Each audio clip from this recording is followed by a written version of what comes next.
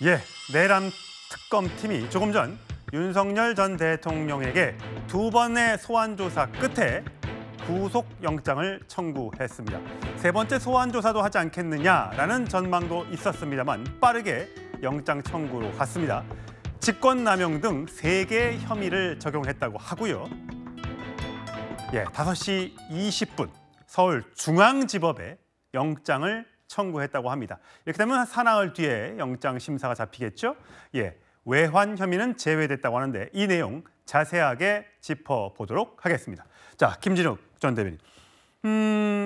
영장에 들어간 사유 어떤 게 있다고 합니까? 오늘 특검에서 밝힌 내용을 보면 일단 직권남용 권리방해 행사죄, 예. 그리고 허위 공문서 작성, 특수공무집행 방해 등이라고 이제 얘기가 나오고 있습니다. 이것을 하나하나 뜯어보면 일단 직권남용 권리방해 행사 같은 경우에는 국무회의에 국무위원들이 일부만 참석했지 않습니까? 예. 그렇기 때문에 다른 참석하지 않은 국무위원들의 권리 행사를 방해한 혐의가 있다. 이런 것이 일단 하나 들어있는 것 같고요. 예. 그다음에 허위 공문서 작성 같은 경우에는 지금 비상계엄, 특히 국법에 의해서 뭔가 행사를 할 때에는 문서로서 하기로 되어 있는데 예. 이 문서가 당시에 12.3 비상계엄 당일날 밤에 만들어진 것이 아니라 사후에 만들어졌다. 그래서 그 부분에 대해서 나중에 폐기까지 이루어진 부분이 있기 때문에 예. 이 부분도 문제가 있다라고 본 것 같습니다. 예. 또 한 가지 이제 마지막으로 특수공무집행 방해 혐의가 있는데 이 부분은 윤석열 전 대통령에게 체포영장이 발부되었을 때 경호처를 통해서 윤석열 전 대통령의 체포 방해 지시 혐의가 있었던 것인데 이 부분이 이제 특수공무집행 방해죄까지 포함돼서 여기에 이제 더 사실 등이라는 표현을 쓴 걸 보면 더 있을 수 있는데 이번에 이제 특검에서 확실하게 밝힌 부분에 대해서는 어제 2차 소환 조사에서 수사를 받았던 혐의 중에 예. 외환죄와 관련된 혐의는 빠져 있다라는 부분은 명확하게 했습니다. 예. 그렇기 때문에 지금 어제 수사에서 큰 줄기를 보면 그 체포 방해 혐의, 그다음에 국무회의가 정상적으로 진행되었는지 예. 또 외환죄까지 있었는데 여기에서 지금 일단은 외환죄를 제외한 나머지 부분에 대해서는 예. 체포영장에 포함이 되어 있다 이렇게 보여집니다. 최소한 평론가. 그러니까 일단 3가지 혐의만으로도 구속영장 청구를 해서 그 영장을 받아낼 자신이 있으니까 내란 특검팀이 영장을 청구했을 텐데 저희가 기억을 좀 되살려서요. 3월 7일로 돌아갔을 때 그때 지기현 부장판사가 구속을 취소하고 풀어줬지 않습니까? 네. 그때 어떤 이유였었죠?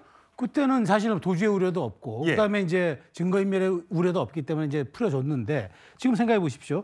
직권 이 3가지 혐의 중에 예. 그러니까 우두머리 혐의를 윤 전 대통령이 받고는 있지만 저 관련자들 김용현 그다음에 뭐 여인형, 문상호 다 지금 구속 연장되거나 구속이 그 석방이 취소돼가지고 다 지금 안에 있단 말이죠. 예. 그러면 윤 전 대통령이 밖에 나와 있는 게 과연 증거인멸의 우려가 있을까요? 그리고 지금 검찰이 특검이 부를 때마다 착착 나가고 있습니다. 예. 시간대별로 뭐 약간 1, 20분 얘기는 하지만 다 나갔고 3차 소환도 지금 응한 걸로 정해지는데 왜 이렇게까지 했을까? 그러면 사실 지금 공직에 있지도 않아서 사저에 있기 때문에 증거인멸을 할 수도 없어요.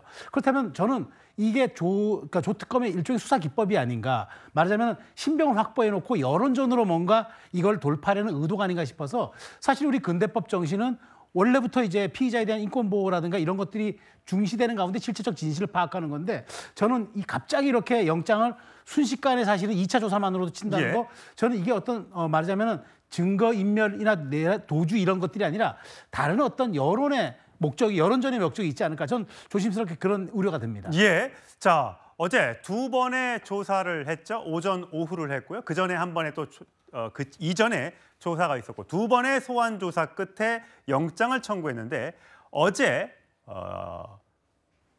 조사를 받고 밤 11시 54분쯤에 윤 전 대통령이 특검 청사를 나왔죠. 그 모습 확인하시겠습니다. 평양 무인기 침투 지시한 거 맞습니까? 사후 계엄 선포문 관여 의혹 어떻게 설명하셨습니까? 체포 방해 지시한 혐의 인정하십니까? 소환 추가로 있으시 응하실 겁니까? 피의자 신문조사 열람 매번 오래 걸린 이유가 있습니까? 예, 성추인 부의장. 어제 보면 9시 1분쯤에 특검 청사에 도착을 해서 12시 5분쯤에 오전 조사가 끝났고 그다음에 점심을 먹고 사실 심야 조사까지 할 걸로 봤는데 왜냐하면 특검팀이 중간에 브리핑을 한 거 보니까 조사가 순조롭게 이루어지고 있고 묵비권이나 이런 거 시도하지 않고 있고 잘 대답을 하고 있다. 다만 나중에 전해 들은 바로는 대부분의 혐의에 대해서 부인했다라고 얘기를 하고 있습니다. 자, 무난하게 조사가 진행됐음에도 불구하고 영장을 쳤다는 이유는 뭐로 보세요? 일단 1월 19일 날 처음에 구속이 됐을 때 그때 청구됐을 때 사유는 증거인멸의 염려였습니다. 그리고 3월 7일 날 풀려났던 거는 사실상 증거인멸의 염려가 뭐 다 해소됐다는 것이 아니라 그 당시 한창 논란이 됐던 시간으로 계산할 것인가 날로 계산할 것인가 구속기간에 대한 계산 때문에 그 정당성을 이유로 지기현 부장판사가 풀어줬던 것이거든요. 사실 증거인멸의 염려는 여전히 유효하다고 저는 생각합니다. 왜냐하면 윤석열 전 대통령이 받고 있는 혐의 자체가 일단 비화폰 기록 삭제 지시 계속 얘기를 받고 있고 아까 전에 우리가 봤던 그 검찰에 출두할 때 그 기자들이 물어봤던 내용 중에 하나가 또 사후 계엄문 작성한 이후에 폐기 지시하지 않았냐 그것도 증거인멸 쪽에 들어가는 것이거든요. 그리고 최근에 이제 민주당의 박선원 의원이 주장하고 있는 그 드론 통제 차량 이건 외환죄와 관련돼서 결정적 증거로 작용할 수 있는 그런 중요한 증거임에도 불구하고 관련된 연구원이 7월 2일 날 조사를 받은 이후로 그 차량이 통제 차량이 특수작전 때 드론과 관련된 특수작전 때만 사용되는 차량임에도 불구하고 갑자기 7월 3일 날 폐차장에 입고됐다는 겁니다. 그런 것처럼 윤석열 전 대통령이 이제 파면당했고 대통령의 권위를 잃었기 때문에 증거인멸하기 어렵다라고 주장을 할 수 있습니다만 제가 볼 때는 특검에서도 여전히 윤석열 전 대통령의 이 라인이라고 할 수 있는 군대에 분명 그 윤석열 라인 군 인사들이 있고 그들을 활용해서 다양한 증거인멸의 시도가 있을 수 있다고 판단되기 때문에 저는 영장을 청구한 것이라 보고 저는 받아들여질 가능성 충분히 있다고 봅니다. 예.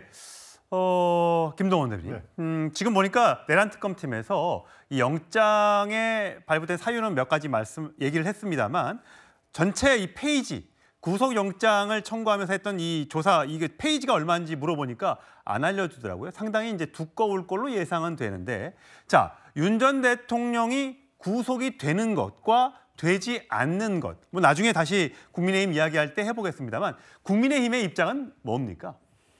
윤 전 대통령에 대한 구속 여부, 영장 청구가 법원에서 받아들여질지 이거에 대해서 국민의힘이 입장이 이렇다 저렇다라고 얘기할 사안은 아니라고 봅니다. 이 어떤 식으로 얘기를 해도 또 다른 불필요한 또 논란이 야기되기 때문에 저 영장 청구에 대한 국민의힘의 어떤 그 스탠스는 뭐냐 이거는 얘기하기는 참 그 난감하다 하는 얘기를 일단 드리겠습니다. 예. 또 현재로서는 거기에 대한 대변인 논평이라든가 이런 것이 계획돼 있지 않습니다. 현재선 탈당을 한 상태이죠. 그렇습니다. 뭐 우리가 흔히 탈당을 한 1호 당원의 신분은 이미 벗어났고 자연인의 신분이다. 물론 국민의힘을 호의적으로 보는 시각을 아직도 갖고 있겠습니다만은 지금 당 운영이라든가 이런 거에 대해서는 윤석열 전 대통령에 대한 그림자라든가 이런 것들은 남아있지 않다라는 얘기를 분명히 드립니다. 그리고 어제 이 15시간의 어떤 그 조사를 받아서 이제 구속영장이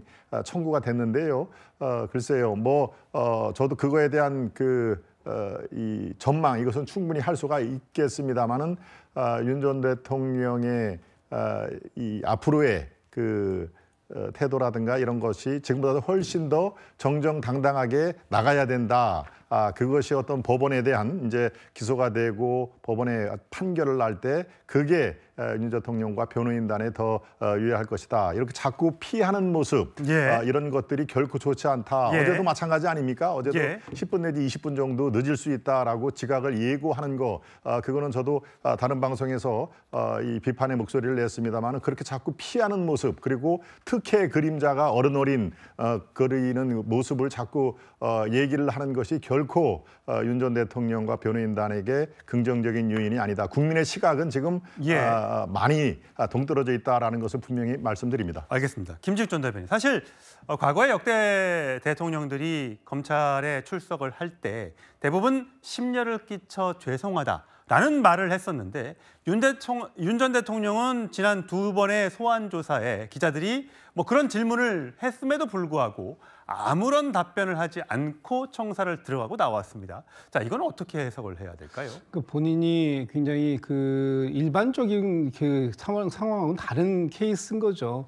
일단 뭐 최소한 송구하다 또는 뭐 성실히 조사에 임하겠다 이런 정도의 메시지들을 그동안 발신해왔던 다른 전례들과 비추어서 대단히 이례적으로 아무 말도 안 하고 들어갈 때 나올 때 아무 말도 안 했습니다. 특히 또 지금 계속해서 내란 재판을 받고 있는데 그때에도 오히려 지지자들에게 내가 눈을 맞추는데 방해가 되니까 언론들은 좀 내 앞에서 좀 비켜달라 이런 얘기까지 할 정도로 너무나 당당한 모습을 보이고 있는 것, 일반 국민들의 눈높이에는 너무 맞지 않는 것이다라는 말씀 좀 드리고 싶습니다. 예, 최선 평론가. 지난번에 공수처가 그 구속영장을 청구한 것은 서부지법이었습니다. 그렇죠. 그리고 석방을 해준 건 중앙지법이었습니다. 자, 이번에는 특검팀이 중앙지법에 영장을 청구했습니다. 이건 또 무슨 뜻일까요? 그러니까 공정을 기하겠다는 거죠. 그러니까 서부지법에는 이제 약간 뭐 특검 우리법 연구회라든가 이제 특정의 이제 연구를 하면서 진영으로 잠깐 경도됐다고 이제 평가를 받는 분들이 거기에 있다라고 얘기하니까 그건 피하겠다는 것 같은데 공수처는 사실상 중앙지법으로 가지 않고 계속 그 서부지법을 고집하는 바람에 오히려 그 공수처법에는 중앙지법을 관할로 한다라고 명시가 돼 있음에도 왜 그렇게 하냐는 비판을 받아서 예. 공수처가 코너에 몰린 적이 있는데 특검은 그렇게 하지 않겠다. 그러니까 여기에 또 하나가 있는 것 같아요. 중앙지법을 택함으로써 나중에 말하자면은 구속영장이 나중에 발부가 설령 됐을 때라도 어떤 사후적 정당성을 우리가 인정받겠다. 그러니까 이런 논란들을 피하거나 차단하겠다는 그런 정면 돌파의 의지가 있는 것으로 보이는데 어찌됐건 여기 또 중앙지법은 영장 전담 판사가 가장 많지 않습니까? 그렇죠. 그러다 보니까 이제 누구에게 배당될지는 모르겠으나 어쨌든 특검은 이런 어떤 불필요한 논란들을 차단하고 가겠다. 그런 어떤 중심 전략 쭉 중앙만 그러니까 가운데만 보고 가겠다는 그런 의지인 것 같습니다. 예. 자, 영장이 청구가 됐습니다. 이제 영장 심사 기일이 잡힐 것이고 과연 이번에는 구속이 다시 될지 아니면 구속이 되지 않고 그래서 불구속 상태에서 조사를 받게 될지 지켜봐야 할 것 같습니다.